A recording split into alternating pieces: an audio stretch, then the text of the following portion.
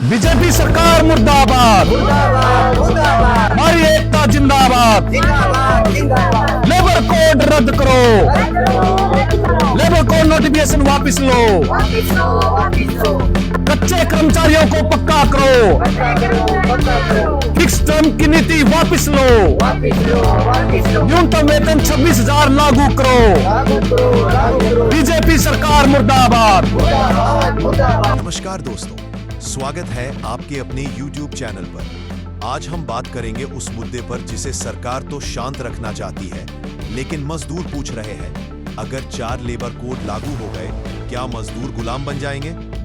दोस्तों, सरकार ने पुराने 29 मजदूर कानूनों को मिलाकर 4 नए लेबर कोड बनाए हैं। 1 wage code, 2 industrial relation code, 3 social security code, 4 safety और वर्किंग कंडीशन कोड। सरकार कहती है सब आसान होगा, लेकिन मजदूरों का कहना है हक कम होगा। मजदूर क्यों बोल रहे हैं गुलाम बना देगी ये सरकार? 12 घंटे की शिफ्ट का डर। अगर कुछ राज्यों के ड्राफ्ट लागू किए गए तो शिफ्ट 8 से बढ़कर 12 घंटे हो सकती है। मजदूरों का डर, लंबा काम कम आराम। तो ठेका मजदूरी बढ़ सकती है। IRC कंपनियों को भर्ती छंटनी में ज्यादा अधिकार देता है। मजदूर, स्थायी नौकरी खत्म, सिर्फ कॉन्ट्रैक्ट। 3 हड़ताल करना मुश्किल, नया नियम, 60 दिन पहले नोटिस देना जरूरी। यूनियन भाई, कल 21 नवंबर को केंद्र सरकार ने उसका नोटिफिकेशन जारी कर दिया और इन लेबर कोड के अंदर इस तरीके से प्रचारित किया जा रहा है कि जैसे ये हिंदुस्तान के 40 करोड़ मजदूरों को, कर्मचारियों को बहुत राहत प्रदान करेंगे और ये जो है तमाम असंगठित क्षेत्र के मजदूरों को, चाहे गिग वर्कर्स है या महिलाएं मजदूर है, समान काम समान वेतन, इस प्रकार की जो है कुप्रचार, ऐसा प्रचार फैलाने की कोशिश की जा रही है। बल्कि 100 साल में जो अधिकार हमने हासिल किए उनको पलट दिया गया। देश और विदेश के जो पूंजीपति हैं, कारपोरेट घराने हैं, उनके पक्ष में इशारा किया गया है, जिसके खिलाफ CITU और देश के तमाम जो है केंद्रीय ट्रेड यूनियन, तमाम कर्मचारी फेडरेशन इसको विरोध में है। बाकायदा तय है कि कोई पक्की नौकरी नहीं बचेगी, फिक्स टर्म की नौकरी होगी। न्यूनतम वेतन की जो पुरानी अवधारणा थी, जिसके आधार पर न्यूनतम वेतन निर्धारित होता था, वो बदल दिया गया और फ्लोर लेवल की बात की जा रही है, जिसमें बीजेपी के पूर्व केंद्रीय मंत्री ये कहते रहे हैं कि 4800 रुपए न्यूनतम वेतन जो है फ्लोर लेवल होना चाहिए। इसका अर्थ यह है कि देश के पैमाने पर आज जो न्यूनतम वेतन मिल रहा है, कई राज्यों में उससे भी कम होने की संभावना बनेगी।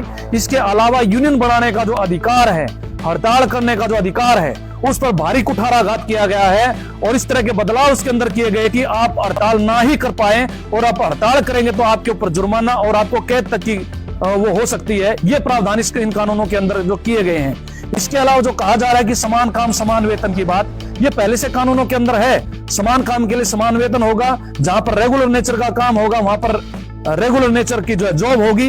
ये सारा हमारे कानूनों के अंदर था पहले से जो कानून थे, लेकिन इसको प्रचारित ऐसे किया जा रहा है। इसी प्रकार से महिलाओं के बारे में जो प्रचार किया जा रहा है कि 26 महीने का मैटरनिटी अवकाश मिलेगा, वो भी पहले से कानूनों के अंदर वो है। इसको बल्कि किया यह गया है कि ऐसे उद्योग जहां पर महिलाओं के लिए काम करना उनके लिए, उनके स्वास्थ्य के लिए ठीक नहीं था, वहां पर भी बच्चों को और महिलाओं को काम करने की इजाजत दी गई है और ऐसी जगह पर जो है रात्रि के पाली के अंदर भी महिलाओं को असुरक्षित जगहों पर भी काम करने का जो है परमिशन वो दी गई है।